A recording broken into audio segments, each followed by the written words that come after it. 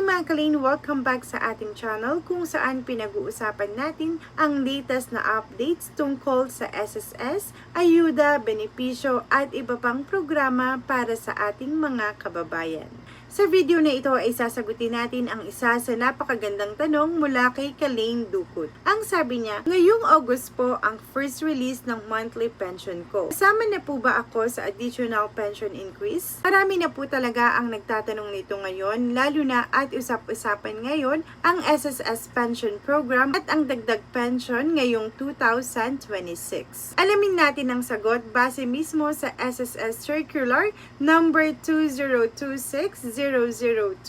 Kaya huwag kayong aalis at simulan na natin. Para mas maintindihan natin, balikan muna natin ang nilalaman ng SSS Pension Reform Program. Ayon sa SSS Circular number 2026-002, ang pension increase ay hinati sa tatlong implementation o tranche. Para sa retirement at disability pensioners, may nakatakdang 10% kada tranche. Habang para naman sa survivor o death pensioners, may nakatakdang 5% kada tranche. At narito po ang schedule. Para sa first tranche, September 2025, para naman po sa second tranche, ito po yung June implementation at para naman po sa third tranche ay September 2027. Ngayon, punta naman tayo sa pinakamahalagang bahagi ng cut-off dates. Ayon mismo sa circular ng SSS, ganito ang guidelines para sa 2026 implementation. Kung pensioner ka na on or before May 31, 2026, naging epektibo na ang pension increase simula June 1, 2026. Pero kung naging pensioner ka naman mula June 1 hanggang August 31, 2026, malinaw na nakasaad sa circular na kabilang ka pa rin sa 2026 pension increase implementation.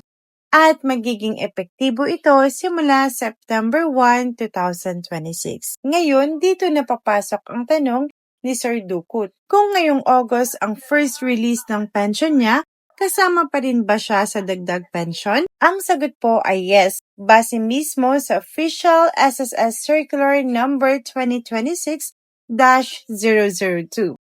Ayon sa circular, ang mga naging pensioner mula June 1 hanggang August 31, 2026 ay kasama pa rin sa 2026 pension increase tranche at magiging epektibo ito simula September 1, 2026. Ibig sabihin, kahit ngayong August pa lang magsisimula ang iyong pensyon, hindi ibig sabihin na naiwan ka na sa increase. Basta pasok ang iyong qualification bilang pensioner within the stated period ng SSS, kabilang ka pa rin sa implementation ng dagdag pension ngayong taon. Halimbawa, kung mas maaga kang nag-file ng retirement at approve ka na bago pa mag-June 2026, pero na-delay lang ang actual release dahil sa processing o dahil kumuha ka ng lump sum option, possible na kasama na agad ang increase sa computation ng una mong pension release. Ibig sabihin, maaring reflected na agad ang dagdag pension sa matatanggap mong August pension. Pangalawang halimbawa, kung ang pagiging qualified pensioner mo naman ay pumatak mula June hanggang August 2026, malinaw sa circular na kabilang ka pa rin sa 2026 pension increase implementation na magiging epektibo simula September 1, 2026. Kaya kung hindi man agad makita ang increase sa iyong unang pension release ngayong August, posible itong pumasok sa susunod na payout bilang adjustment o pension differential. Gayunpaman, maaari pa ring magkaiba ang actual release depende sa approval date, processing at final pension computation ng bawat miyembro.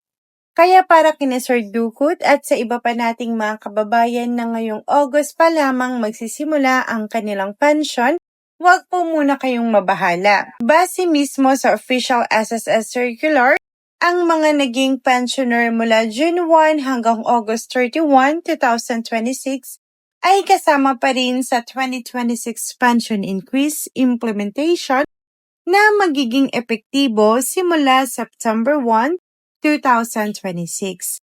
Ang pinakamahalaga ay regular ninyong i-check up ang inyong My.SSS account, bank release o anumang official notice mula sa SSS para sa updated na computation ng inyong pension. Kung may iba pa po kayong tanong, i-comment nyo lang po sa ibaba at baka masagot natin sa susunod nating video. Muli, ako po si Lane. Huwag kalimutang mag-like, share at mag-follow para lagi kayong updated sa tama, malinaw at verified na impormasyon tungkol sa inyong mga benepisyo. Maraming salamat sa panonood at magkita-kita tayo sa susunod na video. At disclaimer po, ang impormasyong ibinahagi sa videong ito ay base sa official SSS Circular Number 2026-002 at iba pang available na impormasyon sa oras ng paggawa ng video. Ang channel na ito ay hindi konektado, affiliated o opisyal na kinatawan ng Social Security System o anumang ahensya ng gobyerno. Ang layunin ng videong ito ay magbigay lamang ng impormasyon at gabay sa publiko, maaaring magkaroon ng pagbabago sa implementing guidelines, release schedule, qualification, at actual pension computation depende sa official assessment at processing ng SSS. Para sa eksaktong detalye tungkol sa inyong pension, hinihikayat pa rin ang lahat na direktang makipag-ugnayan sa SSS, bumisita sa official SSS website o i-check ang inyong My.SSS account. Maraming salamat po.